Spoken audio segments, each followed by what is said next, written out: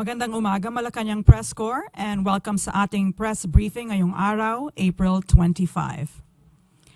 At yesterday's sectoral meeting, President Ferdinand R. Marcos Jr.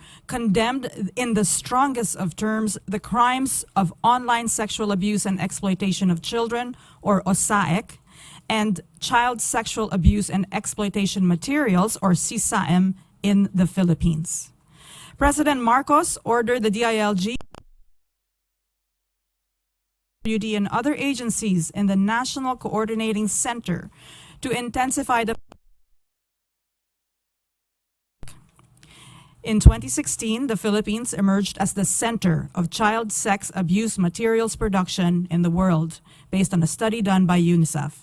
In 2022, Disrupting Harm study conducted by UNICEF, ECPAT International, and Interpol shows that 20% of internet-using Filipino children aged 12 to 17 OSAA. Additionally, 23 to 38% of the children who are victims do not an egregious form of violence against children. It is a borderless and hidden crime. It happens mostly in the home and is likely facilitated by trusted guardians and sometimes parents.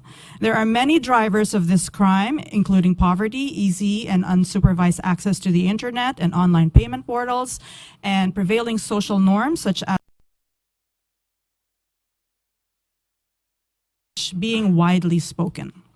President Marcos ordered the DILG and PNP to intensify the monitoring of cases locally and abroad and have increased presence in communities. He ordered the DOJ and the PNP to come down on perpetrators with the full weight of the law and directed the DSWD and other agencies to streamline and improve the process of investigation to make sure that children are protected and families are properly reintegrated. He also ordered the further collaboration with private sector and internet service providers on a local and global scale, and an awareness campaign in schools and communities. And to give us a detailed breakdown of the ongoing initiatives to fight OSAA and CSAM, we are joined by DOJ Assistant Secretary Jose Dominic Clavano IV and Officer in charge of the NCC OSAA CSAM, Attorney Margarita Magsaysay, and the PNP Chief of Women and Children Protection Center, Police Brigadier General Portia Manalad. Good morning, ladies and gentlemen. It's quite a heavy topic. Yep, let's proceed. Go ahead, Attorney Magsaysay. So as mentioned by Ms. Daphne, we informed the President of the ongoing initiatives that our government agencies are doing to combat OSAA and CSAM. So there is a lot of angles to fight this crime. We are focusing on 4 key result areas in order to combat this. So there's the prevention and advocacy. We have programs for that in order to raise awareness about the gravity of the crime. We also have we of course have our law enforcement agencies helping out with the investigation of these crimes, and as well as our prosecutors to prosecute this crime. We also have our key result area on protection and reintegration, making sure that children have access to the mandatory services provided for them under the law, such as the emergency shelter, psychosocial services, and for them to be able to be reintegrated back into the society. And of course, we have another key result area, which is partnership and networking, making sure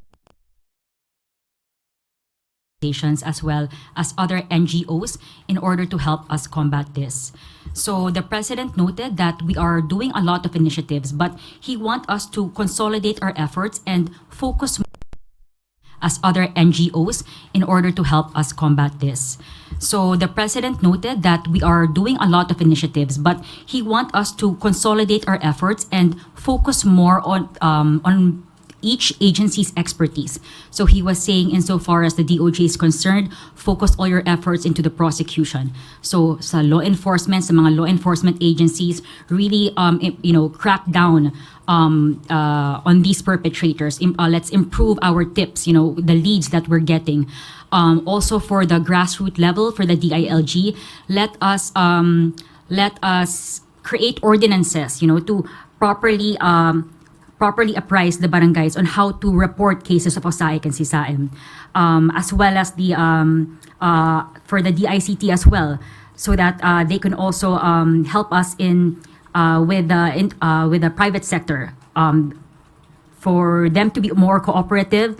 Of course, because they have data that will be able to that will help us generate and lead us to IP addresses of certain users, which will be helpful for our law enforcement agency officers to crack down on who are sending these kinds of SISAM, who is receiving these kinds of SISAM. So. Thank you, Attorney Mansaysay. Let's move on to ASEC Clavano. Yes. Good morning, everyone. Yes, this is indeed a very heavy topic because despite our efforts being considered a best practice around our region, we still see the insurgence of this type of crime, no? And as aptly described earlier, it's an egregious crime, a very heinous crime, and we believe that it is embedded in the culture already. There are certain difficulties that the law enforcement sees, no, when trying to quell this type of crime or to prevent this type of crime, because as also mentioned, it's a hidden crime, and it's hard to spot, especially because it's done within the homes of the families of the victims. And as pointed out, 74% of the cases are perpetrated by those that fall within what is called the circle of trust. And that involves, or that includes, parents, close relatives, and those who assert moral influence over the child. And obviously these things are very alarming. Yesterday at the meeting, the President was visibly distressed, very bothered, and clearly stressed with the information that was relayed to him, which is why he gave the directive, a very strong directive, to the DOJ, to the PNP, and other law enforcement agencies to further intensify the efforts. Not to say that we have not yet put any effort into this. There are a lot of key result areas which we are monitoring, which have been mentioned by ED Kit over here. But his directive is to further intensify these efforts, to further look into how we can come up with a holistic solution, because this cannot only be done by a whole of government approach, but if not, whole of nation approach, which includes the private sector, the social media platforms where these crimes usually occur. Facebook, for example, he asked the DOJ to intensify talks with Facebook and to remind them of their obligations under the law.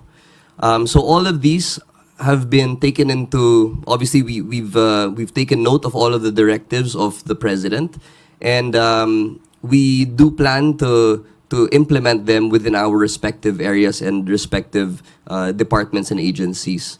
So under the DOJ, because we have already set forth Department Circular 20, which requires now the prosecutors to work hand in hand with our police officers, we believe that with the legal background and the law enforcement investigation skills of the police officers, we are able to build quality cases for the courts, no? Because previously there was only a very little or a very low level of evidence required to file a case. With the DC-20, with the advent of DC-20, only those that have sufficient evidence and a prima facie case with a reasonable certainty of conviction will be filed before the courts, thereby increasing the conviction rate. So this obviously puts a lot of pressure on our law enforcement agencies to get the right evidence, to get the right statements, to get the right witnesses to testify, to be able to come up with a very strong case. And I think this is one of the things that will help us in this in this endeavor, no, to prevent finally, or to finally put an end to OSAA and CSAM. So with that, I would probably turn over the mic to General Portia to give the side of the PNP. Thank you very much. General Manala, go ahead. The Women and Children Protection Center is the lead agency when it comes to OSAA, being OSAA considered as a trafficking in person case. Since 2019, we are trying to our best to do something or prevent OSAC from happening. But then the law was passed last on OSAC, which is RA 11930, last 2022, and we have numbers on operations, arrested and rescued victims. The Philippine National Police, under the WCPC's work in OSAA cases in investigation operations to rescue victims and arrest facilitators in the Philippines. We also collaborate with other foreign law enforcement agencies through the PICAC, or the Philippine Internet Crimes Against Children, which is under the Philippine National Police Women and Children Protection Center. The PICAC is composed of the UK National Crime Agency, the Australian Federal Police, the Netherlands Police, and the IJM. So together, they refer cases when they found on the devices on the other countries when they arrest criminals who have on their devices CSAM, and then refer it to us if there are Asian-looking Filipino children, and we do the rescue and arrest of facilitators. In the Philippines, we only have facilitators or groomers. Right now, we don't have yet those perpetrators buying CSAM. So that is for the Philippine National Police. Thank you. Any questions? Okay. Harley Valbuena, DZME. Microphone. Hi, good morning po. May we know if there is already a reported case of AI-generated child exploitation material in the Philippines, and what are our preparations against this? Right now, we don't have AI generated, we are but the Philippine National Police and of course the IACAT is preparing for that. I just arrived from a meeting through the virtual global task force, where we are even other countries like South Korea is still developing a tool to identify AI generated CSAM. Okay.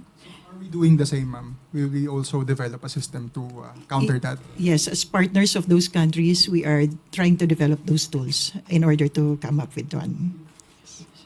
Maricel Halili, TV5. Hello, magandang umaga po.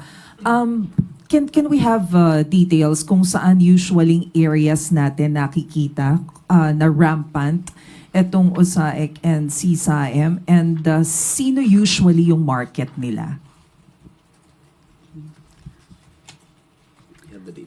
One moment. Ang nakikita po naming rampant ngayon areas of OSAA and CSAM ay Cagayan de Oro, Iligan, and Taguig. So yun po yung nakikita natin. Your second question is kung bakit po ito nangyayari? Kung sino yung market nila? Okay. Well, definitely po, they target the vulnerable. So who are the vulnerable? They are the children na who are in the poorer side of the country, no? Who are in the rural areas. Tina-target nila sila because they're easy targets because OSAA kasi financially lucrative activity. So kumakagat na yung mga ibang kumakagat na yung mga victims, mga 300, 200 for just showing CSAM, showing nude pictures. Ganun na po sila, yes. 200 pesos? 200, 300 according, yes po. That's how bad it is. That's why nagugulat rin po kami na parang mas mababang ngayon ang value pero mas madaming CSAM, and it's because of that. It's becoming cheaper, it's becoming more accessible to perpetrators. So yun po ang nakakagulat rin po. It's very alarming because si SAEM has become more accessible to these perpetrators. May I add? So the following are the key findings of OSAIC victims. No? The average age of OSAIC victims at the time of referral or rescue was 11 years old, with less than 1 year old being the youngest. In fact, earlier, the youngest victim was about 3 months old, which is very alarming. It's something that is unthinkable for us, no? But apparently it happens, and all we have to do really is to spread the awareness, spread the information that these things are really not normal. Where the facilitator is a parent or a family member, the modal victim age is in the pre-adolescent range, while where the family facilitator is not a family member, the modal age profile is the adolescent range. Victims of OSAIC were predominantly female at 86%, and a significant number of victims, which is 14%, were male. OSAIC was usually a family-based crime, with the biological parents facilitating the abuse of 41% of the victims and other relatives facilitating the abuse for another 42% of the victims. And without intervention, the abuse usually lasts for 2 years. So this is the information and the research done by the National Coordinating Center, and obviously these are going to be the target areas, and the policies obviously will revolve around the data that was collected. And sino yung bumibili ng mga materials? Are they foreigners? From what countries? Well, usually they are older men from English-speaking and more developed and Western countries.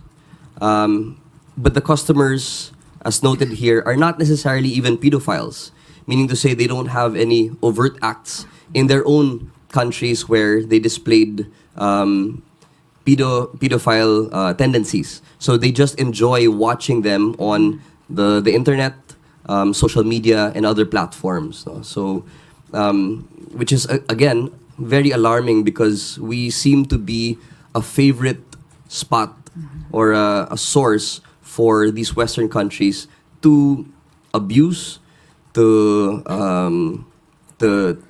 simply view, and it really does not feel comfortable, no, for our children, or for us in government, that our children are being used and viewed all over the country in this way. Okay. Alan Francisco, PTV4.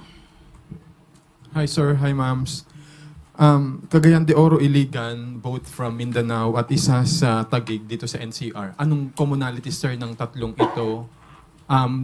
Anong panawagan niyo sir sa authorities sa tatlong we consider top 3 na mataas yung kaso na ganitong hotspots ito sir? And ma'am, go ahead po. When you say kasi po, there are a lot of incidences of OSAIC in those areas no po. It could be a good thing and a bad thing. Why do I say that? It could be a bad thing obviously kasi madaming OSAIC ang nangyayari doon.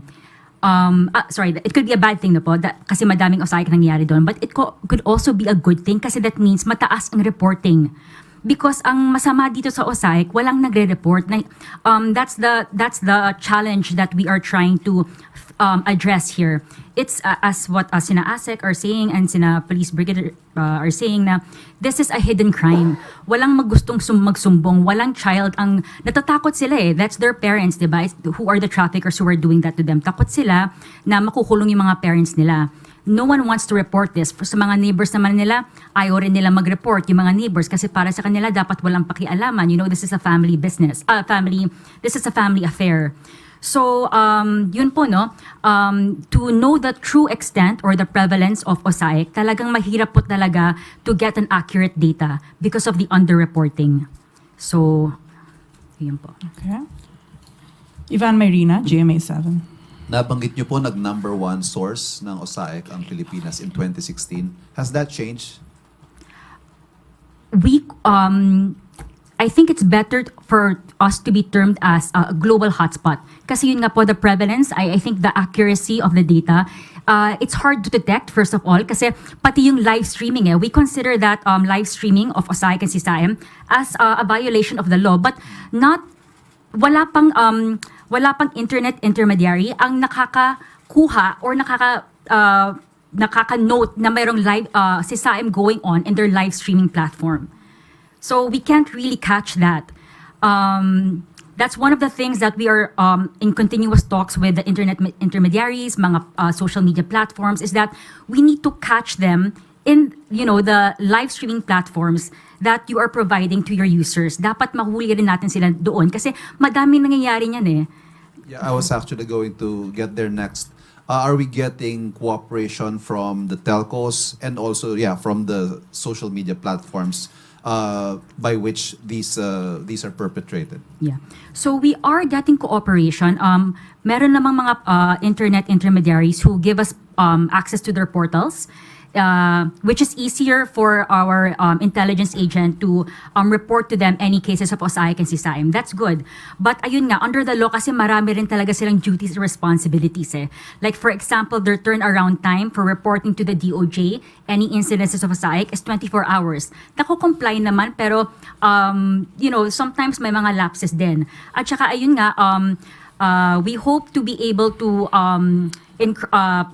mandate yung mga internet service providers to continuously upgrade their system kasi we're hoping na we'll have that technology na hindi na po tayo IPv4.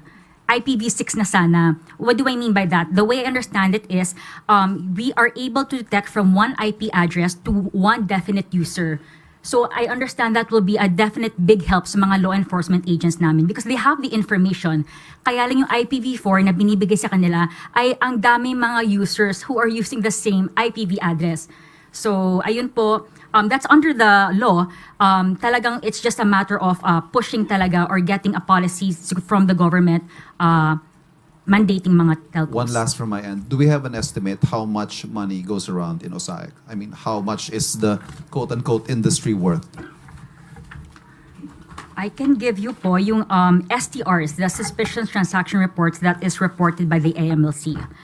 So, in their study po, the volume of the suspicious transaction reports that was reported to them by the covered persons, mga banks ito, mga money service businesses, for the year 2020 ay 83,348,106 in value.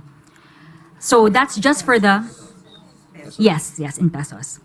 So that's just for the second half, no? Second half of 2020. In 2021, yung STR volume po, Suspicious Transaction Report, was 68,214. That's the volume. And yung value naman ng volume na yon is 996,705,339.80 pesos. Sa 2022 naman, the STR volume is 92,200 and its value was 478,278,797 pesos, 0.81 cents. So safe to say billions na po. Billions. Ang umikot na pera dito. Yes. Thank you. Okay. Maybe also we can go back to how during the pandemic, when children were at home, they were not safe. Okay. The study also shows that children are largely unsupervised online in the Philippines. Meaning, akala nyo safe sila, tahimik sila, okay sila, pero hindi nyo naman alam kung anong ginagawa nila sa internet. So, unsupervised by parents. They are English-speaking, so targeted sila ng mga predators abroad dahil madali silang kausap at mababait ang mga Filipinos. They're hospitable. And again, easy and free access to the internet and mobile phones dito sa Pilipinas. Kaya naman, yesterday, President Marcos was very, very alarmed and very, very disturbed at gusto niya itong tutukan ng lahat ng ahensya and whole of society and even the private sector. Dahil sabi niya, wala sa kultura natin ito. Hindi to gawa ng Filipino. However, dahil online na siya at masyado na siyang common, even the parents think na wala namang nasasaktan dahil camera lang siya. Pero mali yun. Okay, let's go to Julie Aurelio, Inquirer. Hello, Attorney Magsaysay. You mentioned, you've all mentioned that OSAIC and CSAIM is a hidden crime. Given that we have a problem with the reporting of cases, do you have like a projection or an estimate of how much is actually goes unreported? Say if you have say 5 cases, how much is actually unreported to you? It's hard to It's hard to capture something po na unreported. But ganito na lang Maybe po. just a projection. Yeah. So a lot of our investigations na po are actually coming from law enforcement, international law enforcement. Yung sinasabi po ni Police General na PICAC na po, we have very good coordination with them. And doon lang natin sometimes nalalaman na meron palang biktima dito. So and I think we get a lot of our tips and leads from the foreign law enforcement. So nakakatulong po sila because ayun nga we're not, if we don't have any tips coming from them of any Filipino victim who is in the Philippines, we will not know because it's hard to be able to know na kung hindi walang reporting sa ganun. Sorry, I'm sorry, ma'am. My next question is directed to you. So, tama po ba yung intindi ko? There are little to few cases reported to local law enforcement? Is there a little thing? Tama ba, ma'am? General Manalad? Yes, ma'am. Ganito po kasi yan. May mga findings kami na sa ibang bansa, pag may mga nahuli, yung ating mga other foreign law enforcement agencies, they will refer those cases to us pag may nakita sila sa devices na may mga foreign, Asian looking. So pag nakita nila yon, ni-refer sa amin, we will try to find yung bata, kung sino man yung nandoon sa CSAM. And then, pag nakita namin na Filipino yon, we will try to rescue the child and arrest yung kanyang facilitator na sinabi natin kanina, usually somebody na parang relative or guardian ng bata. Ganito po kasi nakikita namin, isang facilitator, maraming bata. So kaya dumadami yung CSAM natin. Kasi sa isang bata, usually 2, 3. Ganon po yun. So isang facilitator o isang offender na nasa Philippines, ang kanyang nakukuha or yung nasa ibang bansa, ang nakukuha niyang CSAM ay marami. Maraming bata ang kanyang nadulure o yung nakukuha o nagugroom, yung tawag ho namin. So maraming CSAM from the Philippines, sometimes isa lang ang offender o isa lang ang facilitator or groomer. Just to follow up, sorry, just the last question. Following up on that, when you arrest the perpetrators or the groomers or the facilitators of the crime, ano yung explanation ano yung sinasabi nila sa inyo, why do they do that to their own wards, to their own children? And the second question may be answered by the DOJ. Do you have statistics on successful prosecution of such cases, like which actually reach the prosecutor's level, the court level, etc.? Thank you. Yes, ma'am. General Manalad. Of course, yung sasabihin nila, kailangan nila ng pera. Talaga napakadali hong kumita dito sa ganitong transaction, lalo na kung galing sa ibang bansa. Yung isang offender namin, millions ang kita niya sa isang buwan. So, masyadong lucrative or masyado siyang enticing para. And yung kanilang galing lang sa paggawa ng mga channels ang kanilang puhunan. Others naman, lalo na kung ito ay kamag-anak, facilitator on the or grooming para magbigay o gumawa ng isang content ang bata o isang CSAM. Usually, hindi nila alam yung mga magulang na ito pala ay kung hindi naman physically nahahawakan yung bata, ay walang harm dun sa bata. O kaya, sometimes yung mga magulang ay wala doon at itong mga bata ay nasa guardian. So, ganun po yung nakikita namin usually na reason o yung mga bakit yung bata ay nagkamero ng CSAM sa internet. So on the side of yung sa prosecution. prosecution, yes. So I have data here on the convictions made under several laws before the the OSAA law was passed.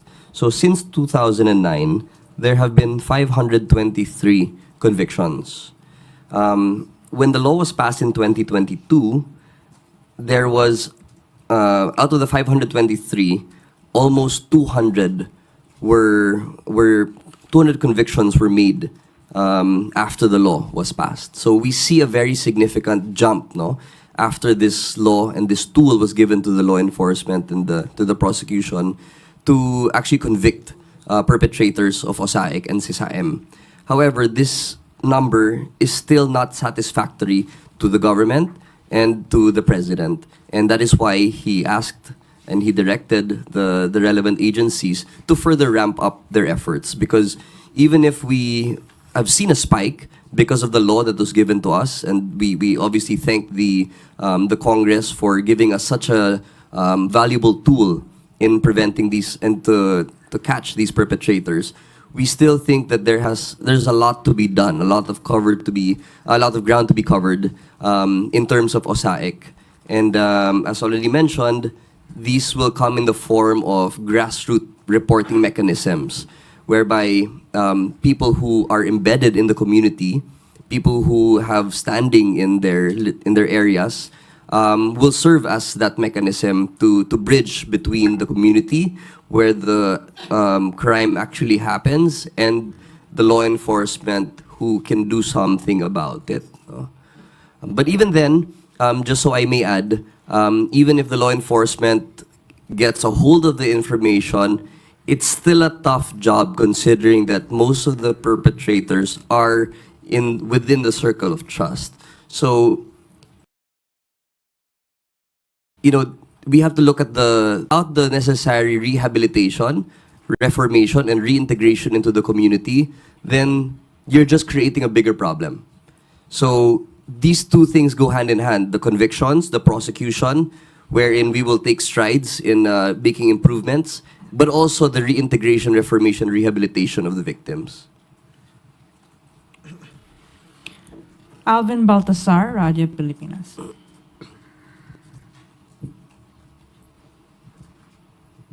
Good morning, sirs. Maybe I should address my question to General Manalat.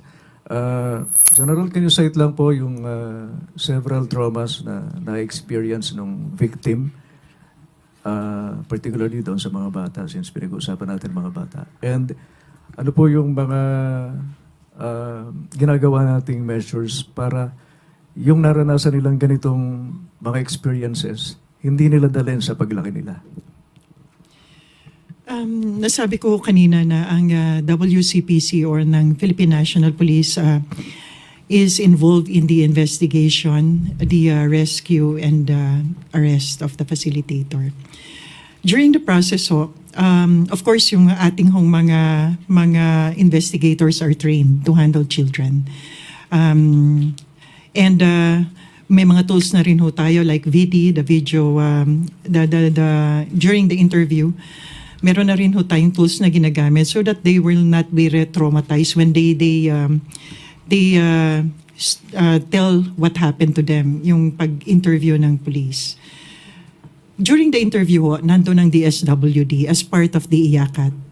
And then yun pong psychological intervention under yun ng DSWD. Sa amin is the interview so that we can file cases against the perpetrators. But then, ganun din kami ay trained in the Philippines and abroad on how to handle children, victims of OSAIC. So, sa tingin ko and yung trauma nakikita namin na meron kaming mga dati na rescue pero ngayon ay facilitators na when they grow up. Yung mga nakikita namin na may mga nakita kami na ganon. Though konti ayun ang ayaw namin maulit pa. But then maganda yung programa ng gobyerno, especially ng tulong ng IACAT through yung different agencies, lalo na yung DSWD as partner namin during the handling or yung interviewing of the child victim. Okay. Alexis Romero, Philippine Star. Yung nabanggit ni General, medyo disturbing po yun. Yung dating victims, naging exploiters na. So, tanong ko muna, ano po bang sectors yung vulnerable sa ganitong uri ng crimes? Again, ano yung profile ng mga usually nabibiktima nito? Although nabanggit nyo yung they are from poor families mostly. Meron po. This, a lot of studies actually po were conducted already regarding sa OSAIC na po. So this was a study conducted by IJM. Yung mga key findings sa mga OSAIC victims. So I think this was actually mentioned also by ASIC Mykono. So they are usually from the vulnerable sector of society. Usually also family-based crime siya. So usually dapat may access talaga yung facilitator sa child. Is that po what you were asking? Kung ano po yung profiles nila? Low income families. Low income, yes. Opo. So what are we doing to address? Kasi apparently, nagiging cycle siya. So in the long term, how do you change the mindset of these people? Kasi may mga tao na na-rescue nyo, and then ibabalik din sila sa dati. And worse, they can even encourage some people around them na, this is a lucrative business. So how do you end that kind of cycle? Okay. So this is where the wonderful partnership with civil society organizations and NGOs come in. We were fortunate enough to meet, there's this NGO, they're called Bidisleo Foundation. I'm not sure if anyone has heard of them. They're based in Cebu. And what they do is that those OSAIC and traffic victims who are reintegrated na into society, hinahanapan nila ng trabaho.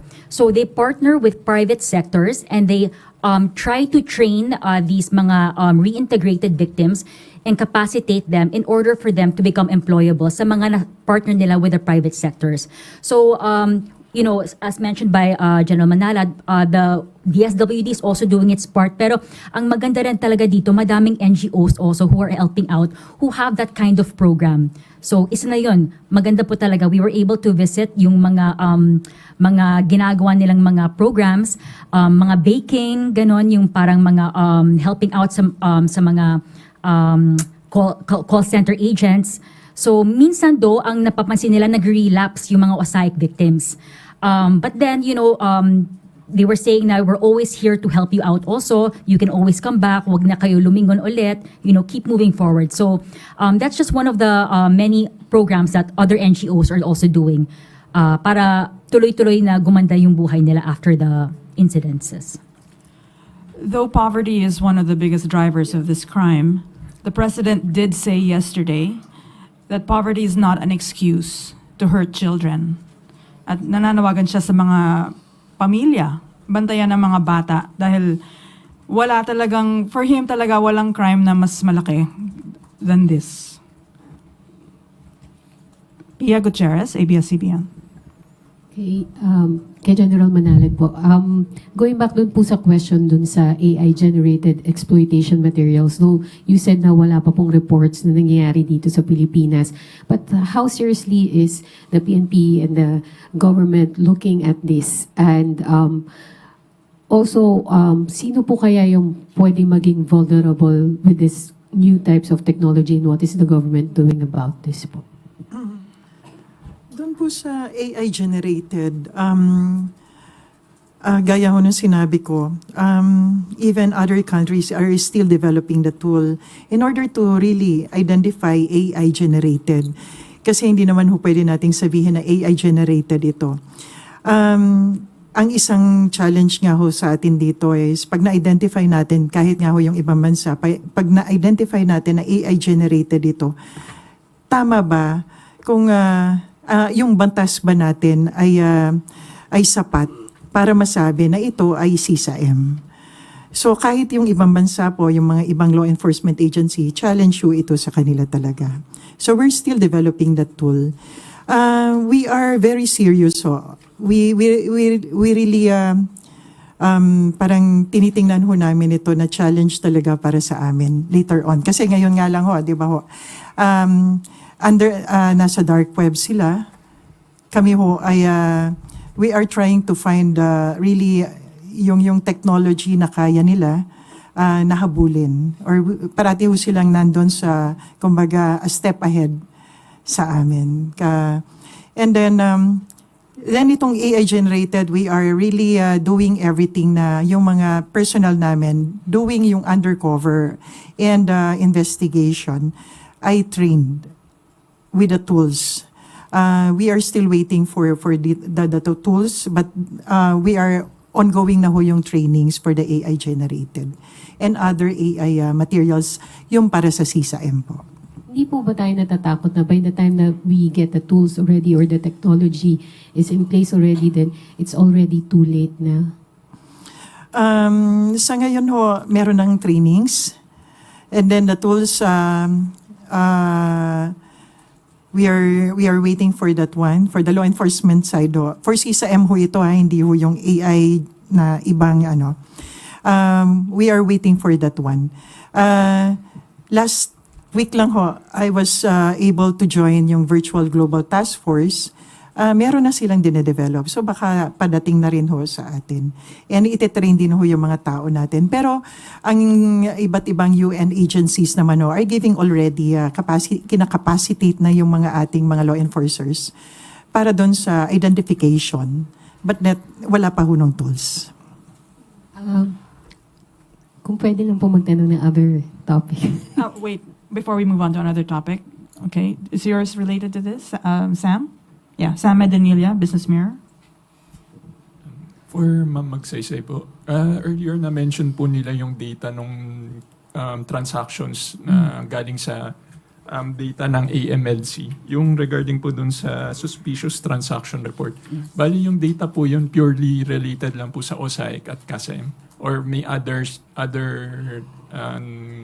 illegal activities rin na nandun sa amount. Opo. The way that the covered persons reported it sa AMLC po, sa mga narrative report nila sa SCR, it was tagged as CSAM or sa child pornography, no? Before ang tawag doon, but it's OSAIC na po ngayon eh. So yes, just to OSAIC. Tapos ano po ba yung primary mode for transacting? Na-mention po nila na millions of pesos yung nag-exchange dito. So ano po ba yung ginagamit nilang mode para Ang madalas po ay mga money service banks.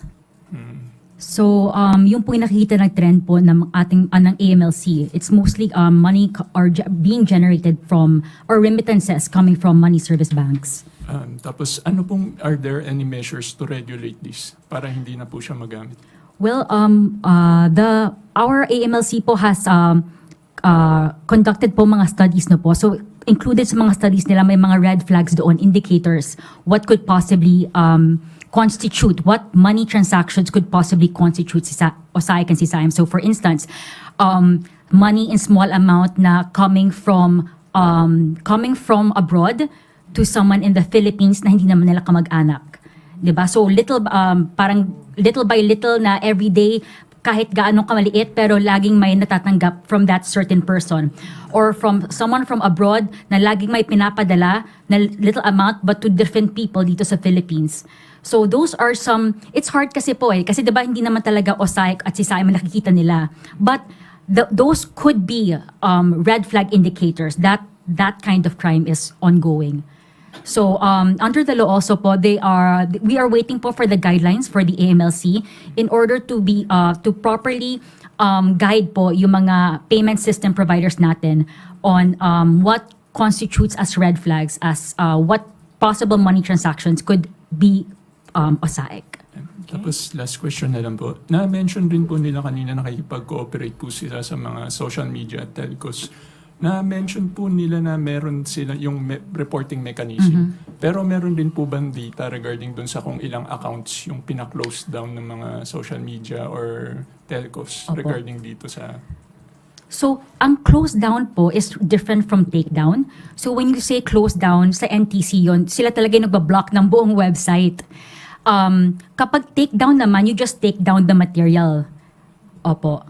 So, I do have data. I'll just skim over po my notes for that. But, one moment. Thank you po. Okay.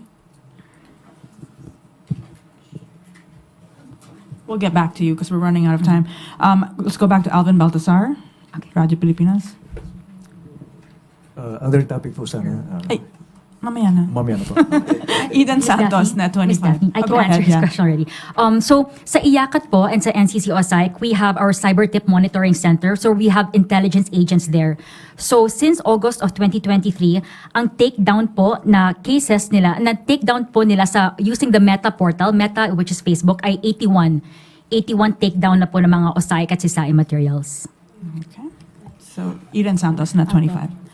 Kay Brigadier General Manalad, is it possible po, General, na ngayon pa lang pwedeng pag-aralan na po yung posibleng batas na pwedeng isulong sa Kongreso laban po dito sa mga AI-generated materials? Para pagdating nung trainings ninyo, meron na rin nakasuportang batas, ano po. Lalo't alam naman natin ngayon, talagang talamak po itong mga deepfake, at lalo Pangulo natin, isa na rin sa mga biktima po. Ma'am, pasok na po siya sa Republic Act 11930. Nag-uusap po kami ngayon ni DOJ, ni ASEC po. Pasok na po siya sa Republic Act 11930. We're just ang kanina ho ang sinasabi kong challenge is yung pag dumating ho siya ay yung katulad sa ibang bansa na hindi siya yung technology ho kasi ang pinag-uusapan ho natin dito is the technology. So but then kung ito hong pinag-uusapan natin is the basic AI generated, di ba po? It's already in the law. So 11930. Just to build on what General said, no, because there are some internet intermediaries, meron na silang systems in place, no, kapag real child ang involved, yun talaga madidetect nila if si science going on. But they're telling us their system does not yet recognize AI-generated children. So I guess that's what General Manalat po is saying, is that they're trying to improve or upgrade their system to recognize these IA generated images of children. Isa pa ho, can you consider it as lucrative business talaga? Kaya parang paulit-ulit lang, pabalik-balik. At saka hindi ho ba dapat mas stiffer yung penalty laban doon sa mga mapapatunayan po, either kahit magulang pa nila yan or kamag-anak, para hindi na parang pabalik-balik, paulit-ulit lang yung nangyayaring mga ganitong mga kaso. Ma'am, pag napatunayan na nag-violate talaga ng RA 11930, ang pinakamataas na penalty yata, ma'am, is life imprisonment. Yun po ang nasa batas. Lucrative po, kanina pa nasabi, ma'am, na talagang millions, hundred of millions ang kinikita ng facilitator or ng perpetrator po. So, sa tingin ko po, very lucrative siya when it comes to financial gain. Okay. Last na lang po. Kunwari po yung bata, ang facilitator, yung magulang, meron na po bang pagkakataon na nag-urong ng reklamo yung bata or hindi niya po pinayagan na makasuhan yung magulang? Yung ating pong Facilitator niya ay yung nanay niya o yung tatay niya.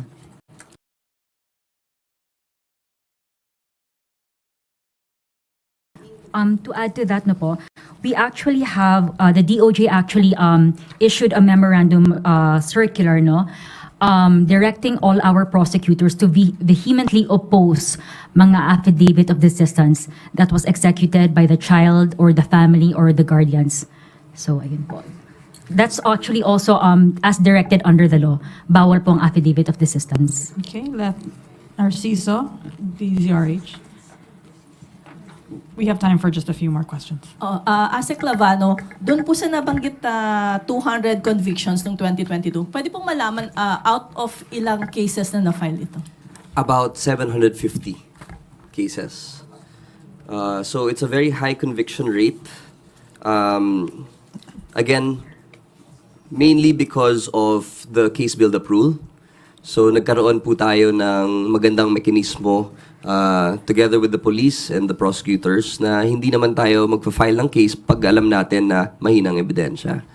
So with the new department circular mandating the hand-in-hand coordination between the police and the prosecutors, we've come up with a very good conviction rate. However, just the number of cases that have been filed alone are unsatisfactory to us so far. So kahit maganda po yung conviction rate, and at least we know that we have a good mechanism on hand, we still have to ramp up the number of cases being filed in court. Okay, can we entertain, go ahead, Pia Gutierrez, ABS-CBN. Other topic po, Yusek Labano. Si former Senator Trillanes said that he has information that ICC investigators are already in communication with active and former PNP officials in connection to their ongoing probe on the previous administration's drug war. Meron na po ba is the DOJ aware of this? Well, we have not received the same information. No? So, just like everybody else, we found out from Senator Trillanes about this supposed development. But I think we've been consistent from the very start that we have a working justice system here in the Philippines, evidenced by a lot of different cases and reforms that we have been undertaking. And the commitment has never been stronger, no, to prevent and to hold responsible and accountable those erring law enforcement officers who engage in this heinous crime, I would say, no, of extrajudicial killings. So even without verifying the information, the government stance is consistent ever since. The president has been very firm by saying that we will not recognize the jurisdiction of the ICC because we indeed have a very well and robust justice system. Following on that, sir, since the Philippines will not cooperate in the ICC probe, does that cover government officials as well? Meaning, bawal po ba sila makipag-cooperate on their personal capacity if kinontak sila ng ICC?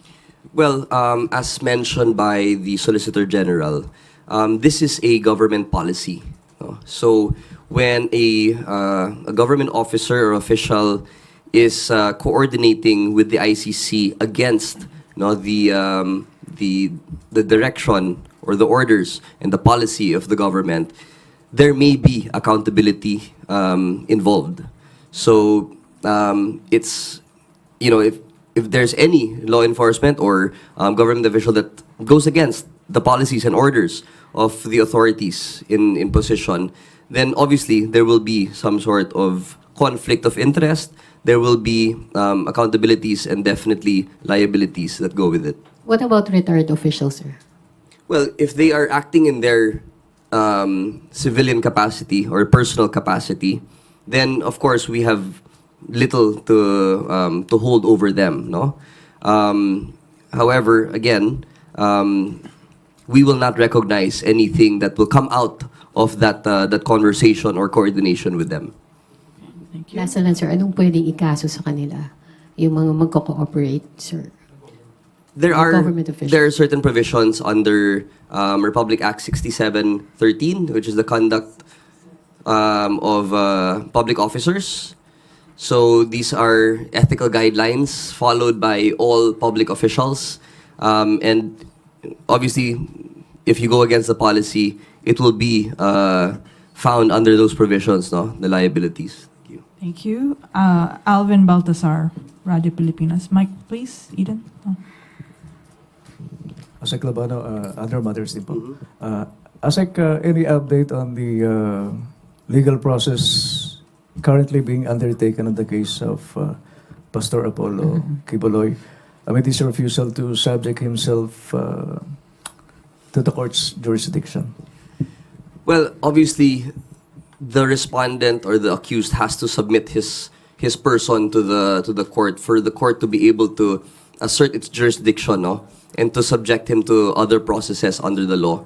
As of right now, there are 2 outstanding warrants of arrest for the 2 cases of child abuse and qualified trafficking. Just as an update as well, we've transferred the cases from Davao to Pasig City so that the same team of prosecutors may be able to prosecute both cases together and jointly. No, we are still, obviously he's still at large, so the law enforcement agents are still on the lookout and they've continued the operations to be able to arrest on the basis of the warrants that have been issued by the court.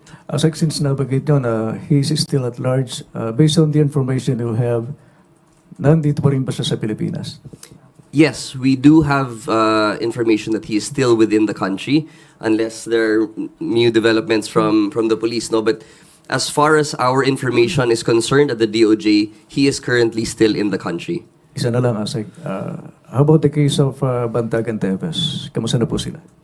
Well, obviously there's an international component to the Tevez case. No, he is now arrested and under the custody of the police in Timor-Leste. However, we are awaiting the decision of the courts there, as we have submitted already the request for extradition. No, the NBI, when they got to Timor-Leste, actually that operation was a success, because when they had arrived in Timor-Leste, 2 hours after their arrival, the arrest of Tevez happened. No, and for them to come home without him is not an unsuccessful operation. In fact, it was successful because the only responsibility of the law enforcement, especially the NBI director, was to have him arrested. So it was a success. I think the director was just being humble when he said that they were being uncooperative over there, but it was not. It was no longer his responsibility. It is the responsibility of the legal team to now go through the process to have him extradited or deported back to the Philippines. So, with these things, we just have to stay patient. We are dotting all the I's, crossing all the T's to make sure that we follow the right process. We afford the respondent due process, so that there is nothing that can be attributed to the government saying that we took shortcuts and whatnot. So we have taken every process possible to get this done, and we're here at the tail end now.